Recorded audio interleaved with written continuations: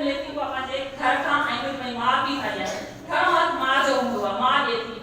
ऐं असां त चऊं था औरत कमज़ोर आहे ऐं औरत कमज़ोर कहिड़े हवाले सां आहे जॾहिं असां हुनखे ॿाहिरि नथा कढूं घर जी चौदीवारी में रखूं था हिकिड़ो नंढो चौधारी में दाइरो ठाहे ॾियूं था तूं इन में ई रहो इन में ई रहंदी हाणे जेतिरो असां हुनखे ॿाहिरि कढंदासीं जेतिरो असां उहो माण्हू खे ॾिसंदी माण्हुनि सां उथंदी वेहंदी ओतिरी हुनखे सम्झ ऐं ॼाण पवंदी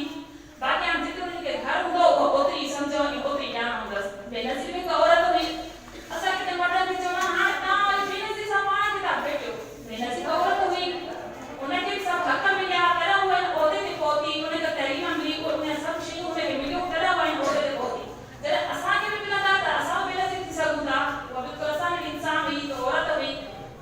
पर असांखे मिलनि कोन था पर मिलंदा बि त पाण कोन असांखे पाण वठणा पवंदा असां पंहिंजा जॾहिं हक़ पाण वठंदासीं तॾहिं असांखे मिलंदा बुख लॻंदी आहे मानी घुरंदा आहियूं केरु पाण सघे कोन्हे भॻवान में बुख लॻी आहे तव्हांखे हाणे मानी खाओ